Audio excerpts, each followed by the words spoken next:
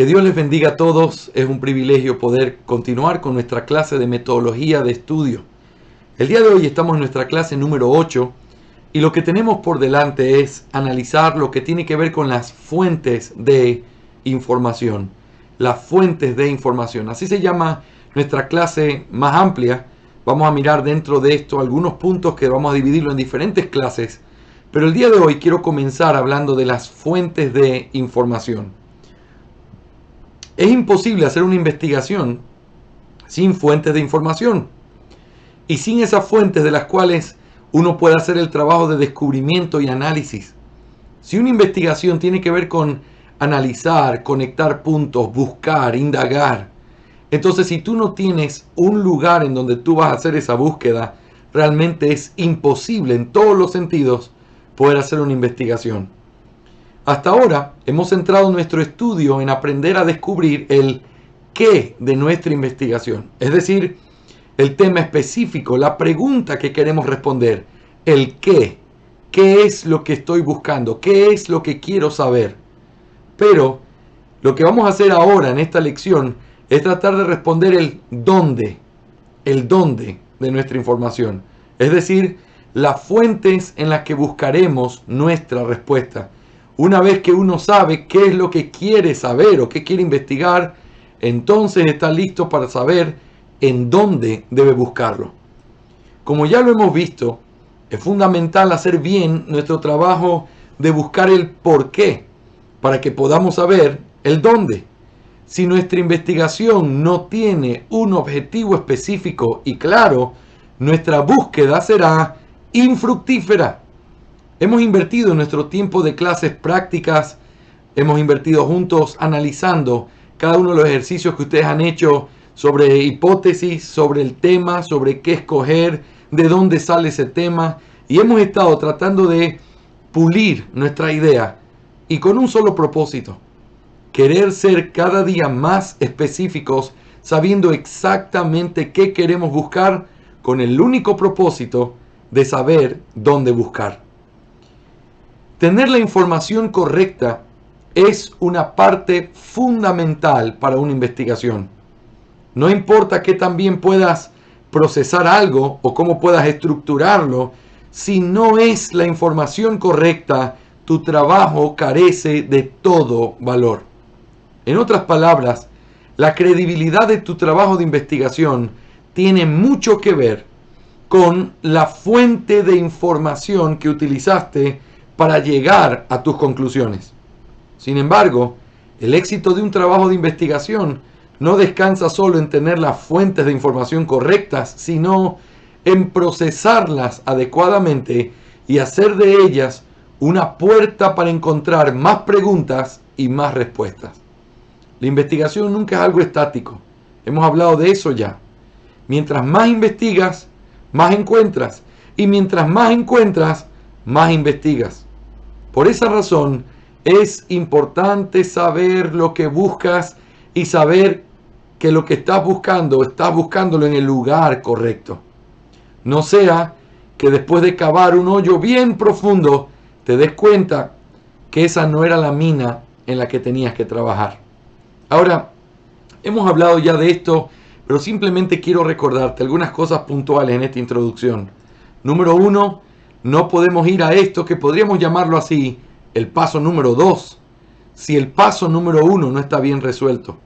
Si tú no sabes exactamente qué buscar, ¿cómo puedes saber dónde buscarlo? Por eso es clave aprender a hacer las preguntas correctas y tratar de ser lo más específico posible en lo que estás tratando de buscar.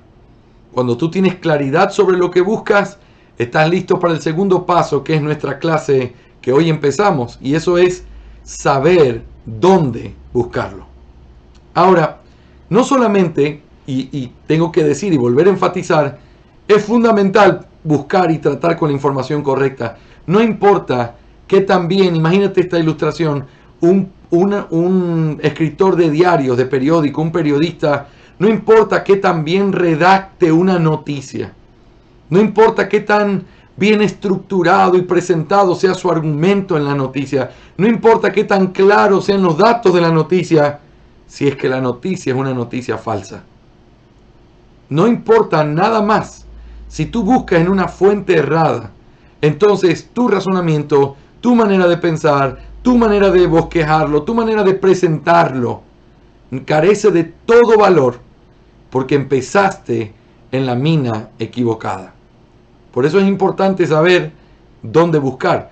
Pero no solo eso, y vamos a darnos cuenta en esta clase, por lo menos al considerar el bosquejo, que no solamente se trata de saber cuáles son las fuentes, sino que hay que aprender a buscar en ellas y hay que aprender a procesar correctamente la información que recibimos de parte de ellas. Por lo tanto, en esto consistirá nuestra clase. Vamos a considerar las fuentes de la investigación a través de 5 cosas que tú debes hacer con ellas. Hay 5 cosas que todo estudiante de teología, que todo investigador serio debe hacer con las fuentes de investigación. En primer lugar, debe diferenciarlas correctamente. Diferenciarlas correctamente. En segundo lugar, debe buscarlas apropiadamente. Buscarlas apropiadamente. En tercer lugar, debe evaluarlas cuidadosamente. Evaluarlas cuidadosamente. En cuarto lugar, debe guardarlas adecuadamente. Guardarlas adecuadamente. Y en quinto lugar, relacionarse con ellas efectivamente. Relacionarse con ellas efectivamente. Así que diferenciarlas correctamente, buscarlas apropiadamente, evaluarlas cuidadosamente, guardarlas adecuadamente y relacionarse con ellas efectivamente. Y vamos a hablar de eso de manera muy práctica en nuestra clase el día de hoy, empezando lógicamente solo en nuestro primer punto, que tiene que ver con diferenciarlas correctamente. Normalmente las fuentes pueden ser divididas en 3 principales, y esas son primarias, secundarias y terciarias, o también se les puede llamar fuentes de primera mano, o fuentes de segunda mano, o fuentes de tercera mano. Y nosotros vamos a considerar en este primer punto de nuestro estudio, vamos en primer lugar a definir cada una de ellas. Vamos a definir las fuentes primarias, las secundarias y las terciarias. Luego vamos a tomar algunos consejos prácticos sobre cómo buscarlas. Y finalmente vamos a hablar del beneficio que trae cuando tú sabes lo que ellas son, para saber cuándo tienes que buscar cada uno de estos tipos de fuentes distintas. Así que vamos a comenzar con nuestro primer punto el día de hoy. Vamos a mirar diferenciarlas correctamente. Diferenciarlas correctamente. Muy bien. Vamos a considerar entonces, dijimos que hay 3 fuentes primarias, secundarias y terciarias. Empecemos analizando en primer lugar las fuentes primarias. Si yo tuviera que definírtelo para que esté claro en nuestra mente, podríamos decirlo de esta manera. Fuentes primarias son aquello a lo que nosotros podemos llamar el material original o las fuentes de primera mano. Se trata de aquellas cosas básicas desde donde todo parte cuando se trata de un tema que tienes que investigar. Por ejemplo, si estás investigando sobre acontecimientos o discusiones específicas que acontecieron en la Asamblea General de los Bautistas Particulares en los años 1689 a 1694, digamos que eso es lo que alguno de ustedes está estudiando. ¿Qué fue lo que pasó ahí? ¿Cuáles fueron las principales discusiones? Si tú quieres hacer una investigación y tú dices, yo quiero ir a la fuente primaria, entonces tienes que ir a lo más básico, al punto mismo desde donde todo comienza, desde el punto original, de donde se deriva toda investigación. Y evidentemente, el que quiera hacer esto tiene que ir a las minutas de la asamblea de los bautistas particulares, que están reportadas ahí en la historia, o ir al testimonio de algún testigo presencial que estuvo en esas asambleas y que lo haya dejado por escrito. Entonces, al encontrar estos textos, tú estás yendo a una fuente primaria. A una fuente primaria. Mira, Vuelvo a repetírtelo porque la idea es entenderlo bien. Fuente primaria es el material original o las fuentes de primera mano. Y entonces en el ejemplo que te doy, si tú quisieras saber la discusión que hubo entre la asamblea o cuáles eran los temas que salieron a flote o cuáles eran las problemáticas que habían, y tú quieres profundizar sobre una de ellas, si tú quieres ir a una fuente primaria, no te quedes con alguien que te lo cuenta, ve y míralo por ti mismo. Si tuviéramos que conectar esto con las fuentes primarias o secundarias, lo diríamos así. Digamos que tú puedes mirar, siempre me encanta ilustrarlo con la cascada de Iguazú. Tú puedes verla y tú puedes ir a la cascada y tú puedes mirar con tus propios ojos. O tú puedes preguntarme a mí, que yo estuve ahí, y te puedo contar qué fue lo que vi. Ahora, es fascinante cuando uno escucha el relato de parte de otro. Me encanta escuchar cuando alguien viaja y te cuenta sobre ciudades donde tú no has estado, y te cuenta lo que ve, y te cuenta sus perspectivas. Te está contando de segunda mano algo que tú no has visto. ¿Es válido? Por supuesto que es válido. Cuando uno, por ejemplo, está haciendo una investigación para un viaje, y tú quieres buscar hoteles o quieres buscar restaurantes, todas estas cosas que hoy el internet te da, de que tú puedes ver el comentario de personas que comieron ahí. Claro, no lo has visto con tus propios ojos, pero ese tipo de comentarios, esas fuentes de segunda, te permite tener un vistazo y el criterio que otros tienen. Ahora, es interesantísimo, sobre todo cuando tú vas a comprar un libro, tú ves comentarios de gente que le da 5 estrellas a un libro y ves una gente que le da 2 estrellas a un libro. Uno dice, esto es lo mejor que he leído en mi vida, y el otro dice, es pérdida de tiempo. Si pudiera pedir que me devuelvan el dinero, así lo haría. Seguro tú has leído reportes de lectura igual que yo. Ahora, eso es una fuente de segunda mano, porque no estás mirando directamente lo que el libro dice, pero al ver el comentario de otros, tú tienes una idea de lo que dice y estás mirando el análisis que otros hicieron. Entonces, la fuente primaria no es preguntarle a nadie, sino ir por tus propios ojos y ver lo que hay. Si se trata de un libro, anda, cómpralo y léelo. Y entonces tendrás de primera fuente lo que ese libro es. Si quieres un restaurante, no leas comentarios, ve y paga la cuenta y siéntate a comer con tu esposa ahí. Y entonces tú tendrás de primera mano la información sobre ese restaurante. Pero si tú quieres algo de segunda mano, se lo preguntas a alguien que ha estado donde tú quisieras estar. Entonces, cuando tú aprendes a mirar de esta manera, entonces se aclara mucho el concepto de las fuentes primarias. Ahora, en este ejemplo o esta ilustración que te estoy dando, estoy hablando de las minutas de la Asamblea General de los Bautistas Particulares. ¿Sabes? Hay un libro muy importante que estamos traduciendo ahora en Legado. En nuestro apunte lo pongo ya como hecho, pero de verdad está próximo a salir. Pero el punto es, el Dr. James Renahan unió en un libro que se llama Fe y Vida para los Bautistas las minutas de las asambleas de los bautistas particulares en los años 1689 hasta el 1694. Tú tienes también la confesión de fe original, la que salió. ¿Sabías que la versión que tenemos en español tiene textos aumentados? Ahora, qué interesante es tener la versión original. También está en ese libro el catecismo original. Y también está en ese libro algunos escritos que ellos hicieron, como las cartas que iban junto a la confesión de fe, o un comentario sobre el mantenimiento de los obreros o de los siervos de Dios en las iglesias. Todo eso son fuentes primarias. Estamos haciendo un cálculo de que nos vamos a demorar algunos meses trabajando en eso. ¿Por qué?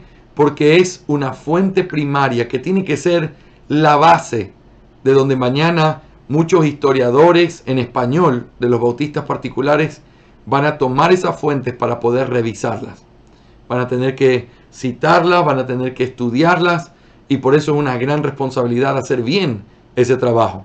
Así que déjame explicarte ahora de una manera un poquito más aplicado cómo trabajar con el tema de las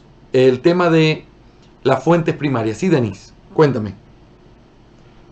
este caso esa traducción podríamos considerarlo una fuente primaria, en el ejemplo que puso. Bueno, sí, sí, porque es una traducción de la fuente primaria, aunque en un sentido es una traducción de la fuente primaria. Esa sería la forma apropiada de llamar a esto que estamos haciendo, ¿verdad? Porque de eso vamos a hablar también.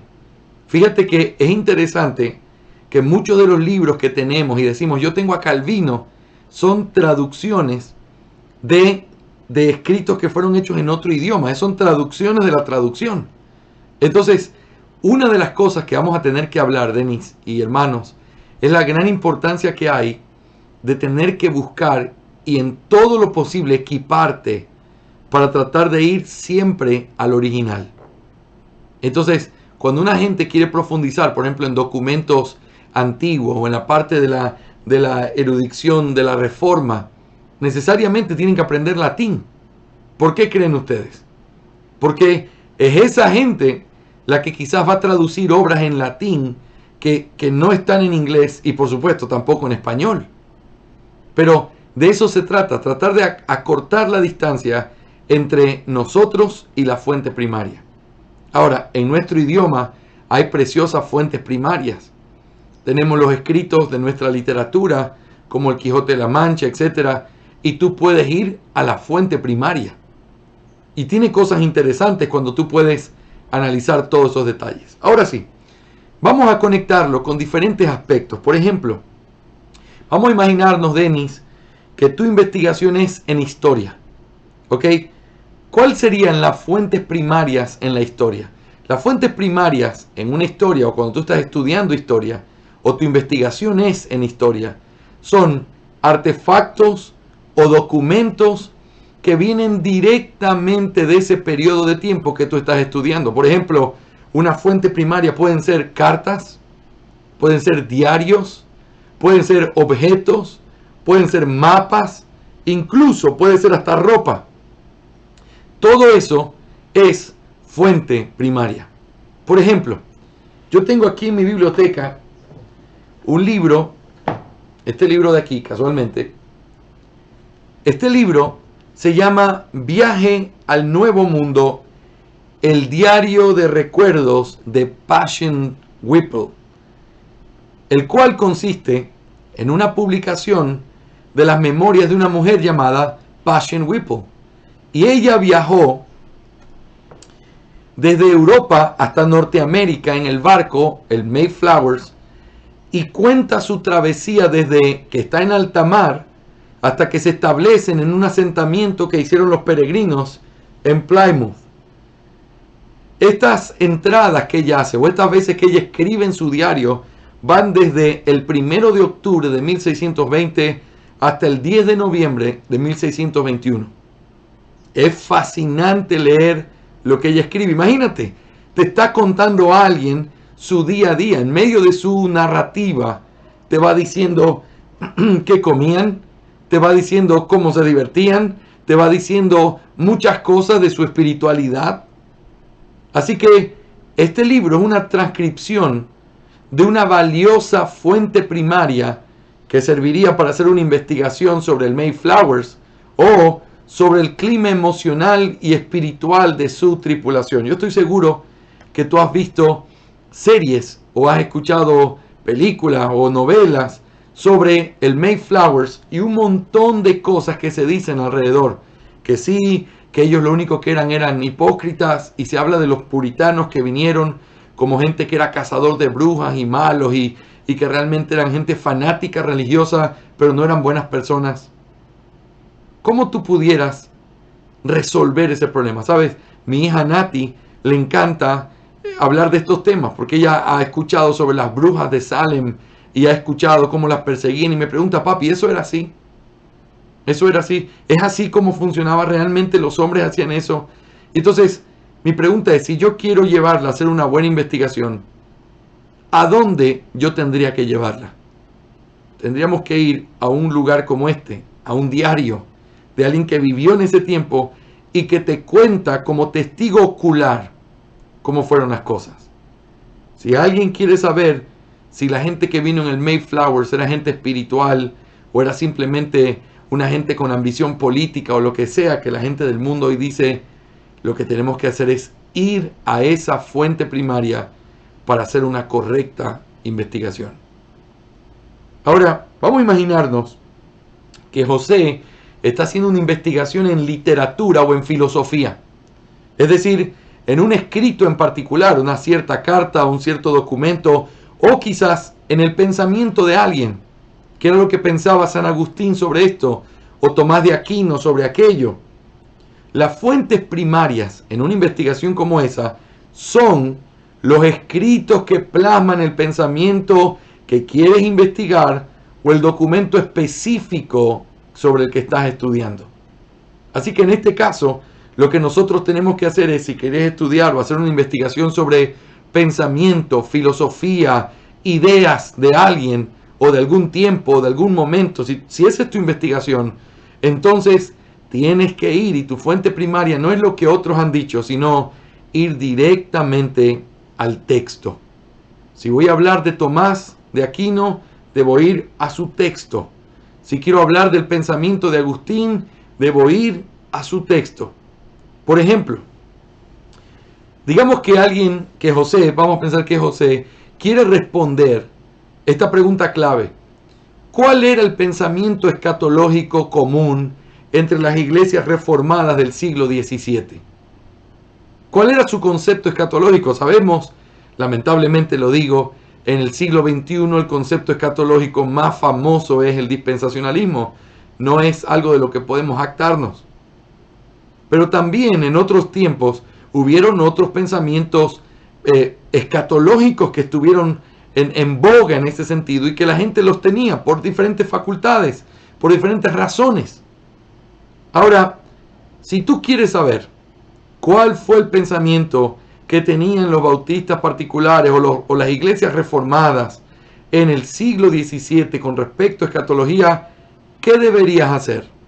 Bueno, si tú quieres saber eso, entonces es esencial que tu búsqueda sea hecha en lo que los pastores y teólogos de ese tiempo escribieron con respecto a los eventos futuros. Por ejemplo, hay un tratado llamado Babilonia Mística Conquistada, escrito por el bautista particular Hanser Knollys, escrito en 1679.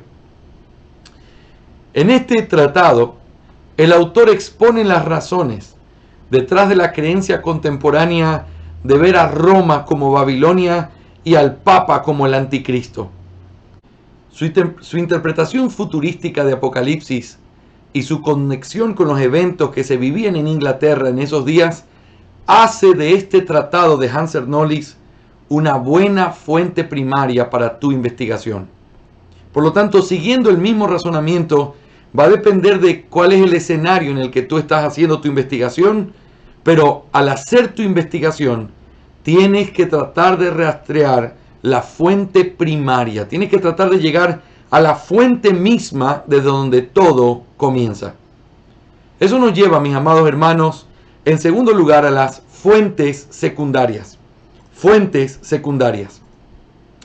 Este tipo de fuentes tiene dos características principales. Primero, está basado en las fuentes primarias. Es decir, son tratados, son escritos que hablan de las fuentes primarias. Pero en segundo lugar, la segunda característica clave de estas fuentes secundarias es que está dirigido a una audiencia profesional o académica. Este tipo de fuentes puede presentarse en forma de, por ejemplo, compilaciones, resúmenes, enciclopedias o diccionarios, y también en listados de referencias sobre fuentes primarias. Las revistas especializadas y los trabajos académicos como tesis, críticas, ensayos, son parte de este tipo de fuentes.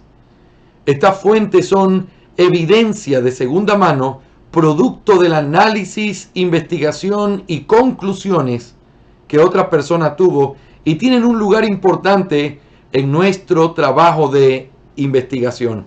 Recuerda lo que te dije hace un momento. Es como cuando tú quieres saber la opinión de alguien sobre algo. Tú debes tener tu propia opinión, pero tu propia opinión tiene que ver con ir a la fuente. Vamos a poner un ejemplo muy superficial y sencillo. Pensemos en una película. Todos podemos mirar una película, ir a la fuente de la película, sentarnos, analizarla, pero entonces tú quieres ver qué es lo que otros piensan sobre eso. Esto tiene su lugar. La crítica de una película tiene su lugar. Sin embargo, para hacer un buen trabajo, es bien importante saber cuál es el lugar que le corresponde a cada cosa. En un trabajo de investigación no puedes ir solamente a lo que otros piensan sobre lo que tú estás investigando, porque entonces no estás haciendo una investigación en todo el sentido de la palabra. Tú no te puedes quedar con lo que la mayoría dice. Es que estas personas piensan. No, tú tienes que ir a la fuente y tú tienes que tomar tu conclusión de la fuente. Sin embargo, por supuesto que la opinión de otras personas tiene un lugar muy válido en tu trabajo de investigación. Así que no es solamente ir a la fuente principal, la fuente secundaria también tiene una importancia. Ahora, cuando nosotros pensamos en eso, déjame darte algunos ejemplos claros que pudieran servir. Tengo algunos escritos y otros aquí para que tú puedas verlo en vivo y en directo. Aunque muchos artículos que nosotros encontramos en diferentes lugares, capítulos de libros, etc., podrían ser sin problema parte de la categoría de fuentes terciarias, hoy quiero hablarte de un artículo que sin ningún problema puede ser considerado una fuente secundaria. Y ese es el artículo llamado Buenas y necesarias consecuencias o necesariamente contenidas, un método bautista particular de teología. Este artículo fue escrito por el Dr. James Renahan y es un excelente ejemplo de una fuente secundaria. ¿Sabes por qué? Porque en este artículo se hace una interacción en un tema que requiere del análisis de las fuentes primarias. Y ese tema es la evidencia escrita de qué es lo que creían los paedobautistas y qué creían los bautistas particulares con respecto al uso de las cosas que la Biblia las tiene contenidas. Es decir, no lo explícito, sino aquello que está contenido. Este artículo tiene sus propias conclusiones y hace un análisis. Pero estas conclusiones y este análisis deberían ser como parte de una clave para todo aquel que está haciendo un estudio en el entendimiento de cómo la confesión de fe nuestra tiene ediciones de la confesión de Westminster. Es un artículo corto, pero es un artículo que puede ser una fuente secundaria porque es académico, porque trata con respecto a las fuentes primarias y porque lo que trata de darte es una visión más profunda. No es simplemente una explicación como una clase, es un artículo científico que trata de demostrarte cómo eso se conecta. Ese artículo se encuentra en la revista, en el capítulo 8 de la edición del año 2012 de la revista teológica Revista de la Conferencia de Pastores Bautistas Reformados del Sur de California. Es el volumen primero del 2012 y fue publicado por Revap o Reformed Baptist Academic Press. Así que este tipo de artículos sirven como algo de una fuente secundaria. Pero déjame explicarte otra cosa. Vamos a pensar, estaba pensando mirando mi biblioteca y diciendo, ¿qué libros son fuentes secundarias que yo tengo aquí? Mira, hemos dicho, fuentes secundarias tienen dos características. Número uno, son fuentes que hablan de la fuente primaria. Y en segundo lugar, son artículos escritos para un público en particular. Un público que investiga.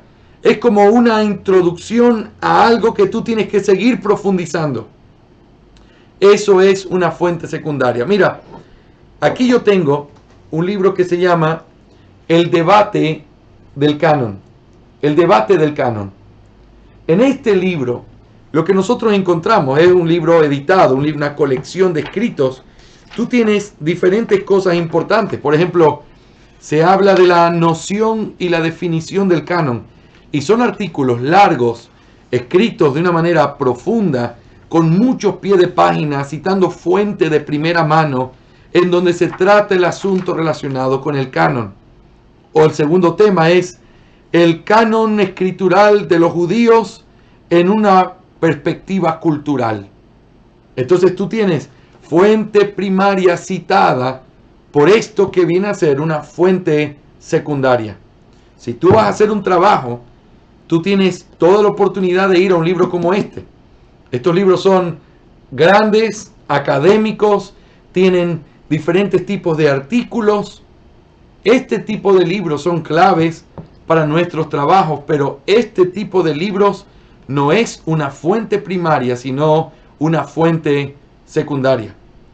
Déjame darte otro ejemplo de una fuente secundaria.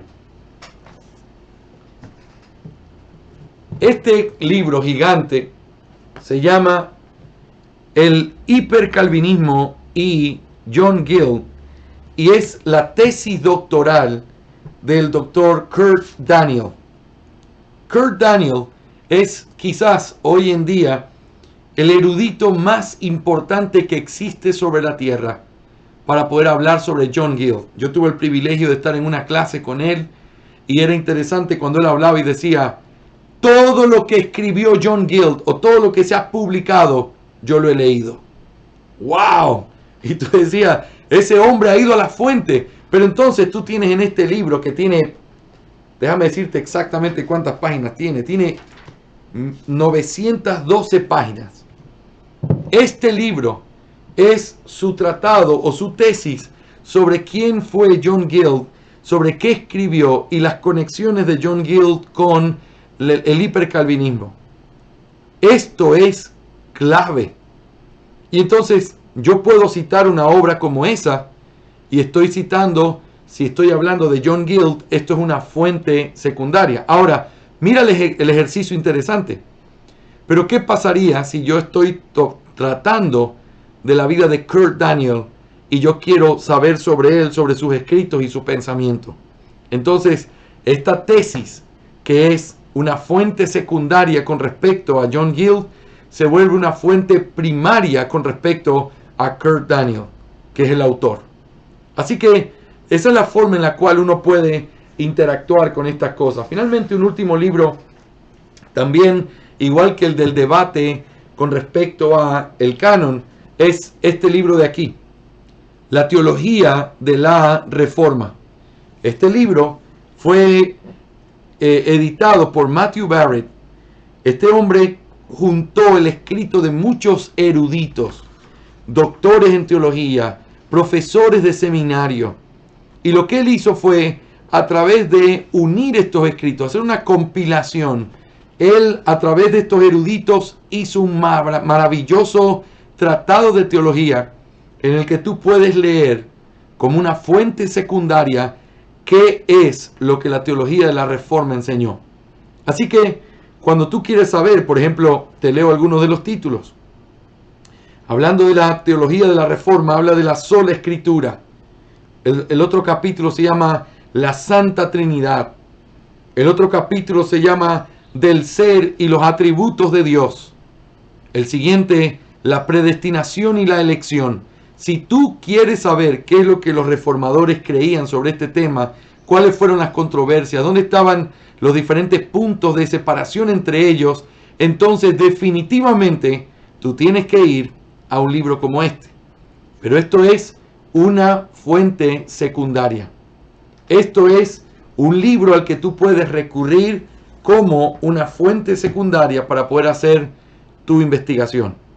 Ahora, en una próxima clase nosotros vamos a analizar algunos detalles importantes de cómo utilizar apropiadamente cada una de las fuentes. ¿Te acuerdas? Mi tercer punto es evaluarlas cuidadosamente y también aprender a relacionarme efectivamente con ellas. No solamente es importante tener otros autores, sino que es clave al momento de elegir una fuente, el hecho de saber que la fuente es una buena fuente. Por eso los autores ganan un prestigio como gente seria para hablar de ciertos temas. Los diferentes casas editoriales, diferentes tipos de revistas. Por ejemplo, ahora en Logos, estos días hemos recibido el privilegio, a través de lo que tenemos con el seminario Grace Bible de Arkansas. Hemos tenido un montón de revistas que quizás ni siquiera te has dado cuenta, pero son los journals del Seminario Westminster de Filadelfia. Ahí hay escritos de Graham Machen, de Edward Young, de un montón de eruditos que nosotros respetamos y tenemos sus libros, y ahí están escritos diferentes reportes desde que ellos estaban hasta el día de hoy. Ese seminario tiene un gran prestigio, y entonces si tú quieres buscar una buena fuente secundaria, tienes que buscar una fuente que sea digna de confianza, una fuente que venga de una cosa segura. Por eso es importante no solamente lo que hablamos con Denny hace un momento, aún con respecto al tema de las fuentes primarias. No solamente uno debería pensar en, aquí está la confesión de fe. Qué importante es tomarse el tiempo para saber cómo se hizo esa investigación, cómo fue que se llegó a esa conclusión, cómo se hizo la traducción, qué criterios se utilizaron. Porque si no, tú puedes tener algo ahí, pero que no es confiable. Las fuentes tienen que ser confiables y tenemos que aprender fuentes confiables para nuestra investigación. Eso lo veremos en la próxima clase al considerar lo que tiene que ver con dónde buscarlas o buscándolas apropiadamente. Así que eso me lleva, en tercer lugar, el día de hoy, a considerar entonces las fuentes terciarias. Las fuentes terciarias. Si tuviéramos que definir las fuentes terciarias, estas fuentes son libros o artículos que sintetizan a las fuentes secundarias para lectores generales. Fíjate las dos características. Ya no es tanto algo que está completamente basado en una cosa de la primera fuente, sino mucho sobre la segunda fuente. Y que lo que se encarga de hacer es básicamente sintetizar y presentar de una manera fácil, clara, para aquellos lectores un poco más generales. Y estos son muchos de los libros de teología que nosotros tenemos. Estos libros de teología son fuentes terciarias. ¿En qué sentido? En que tenemos citas de otros autores y te sintetizan la clase y te lo explican. Ahora, piensa en esto.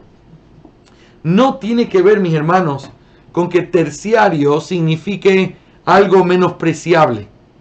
No, secundario tampoco es algo menospreciable. Y por supuesto, primario es algo esencial. Pero los tres tipos de fuente, y esto es algo bien importante, los tres tipos de fuente son fuentes que tienen su uso en la investigación y que tienen su importancia. Cuando tú aprendes a definirlo apropiadamente, entonces tú puedes establecer una forma de investigación. Si es un tema que tú nunca has escuchado al respecto, entonces lo recomendable sería empezar por una fuente terciaria, leerla, empaparte del tema, saber cuáles son las discusiones, quiénes son los hombres que han escrito sobre ese tema de una manera más prominente. Y entonces tú comienzas a ganar mucho de la información.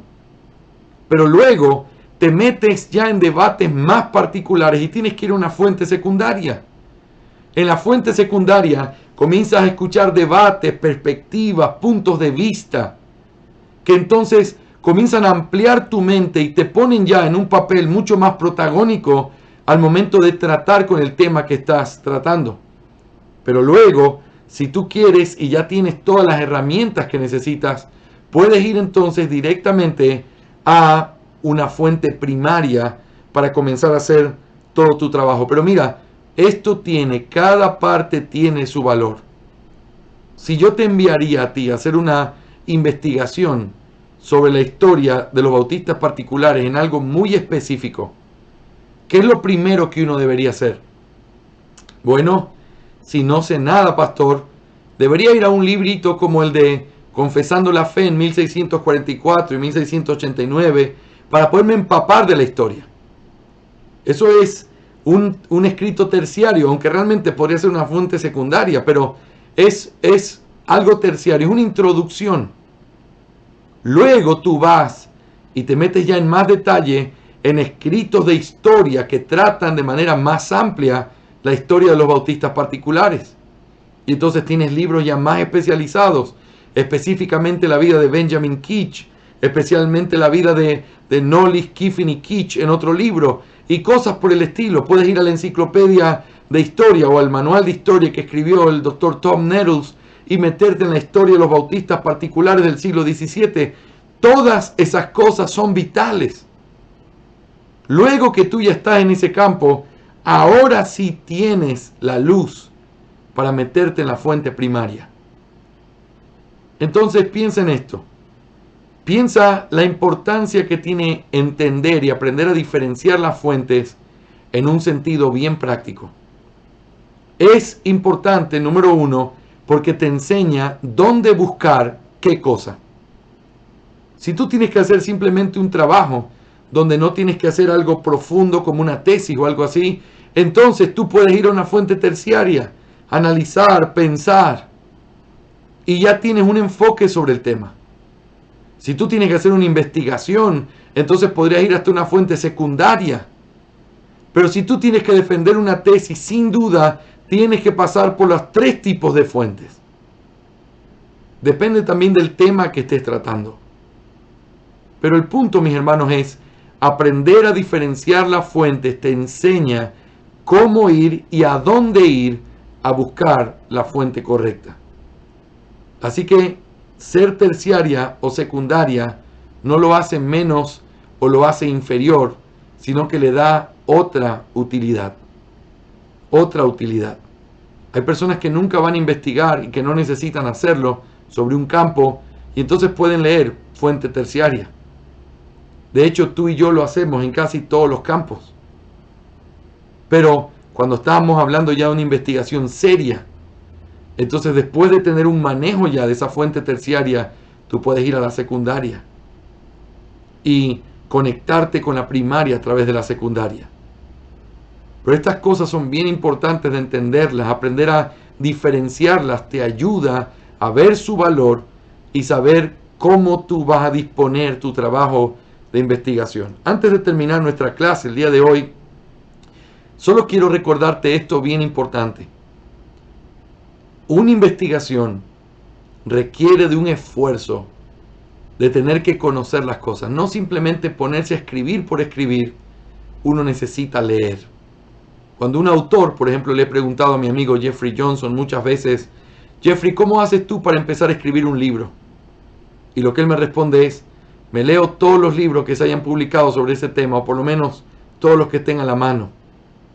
Después de leerlos, comienzo a trazar mis propias ideas y luego lo desarrollo en forma de una tesis en un libro. ¡Oh, qué interesante! Él va desde pequeños trataditos, luego artículos académicos sobre el tema y luego se mete en la parte que él tiene que tratar. Entonces lo mismo pasa con nosotros. A veces uno quiere ir directamente a escribir, cuando realmente lo que uno tiene que hacer primero es comenzar a enfocar su investigación. ¿Te das cuenta por qué es tan importante lo que te dije con respecto a tener que ir y tomarte el tiempo de abrir una teología sistemática y decir, a ver, ¿qué es lo que dice Berkhof aquí? Y entonces al ver los temas que él toca, tú dices, en esto me voy a meter. Tú estás enfocando tu investigación yendo de lo tercero hacia lo segundo, hacia lo primero. Y eso es un poco la idea de cómo tenemos que especificar nuestro tipo de búsqueda en medio de las fuentes que tenemos por delante. Mis hermanos, hasta aquí nuestra clase el día de hoy. Me encantaría saber que todo está quedando claro.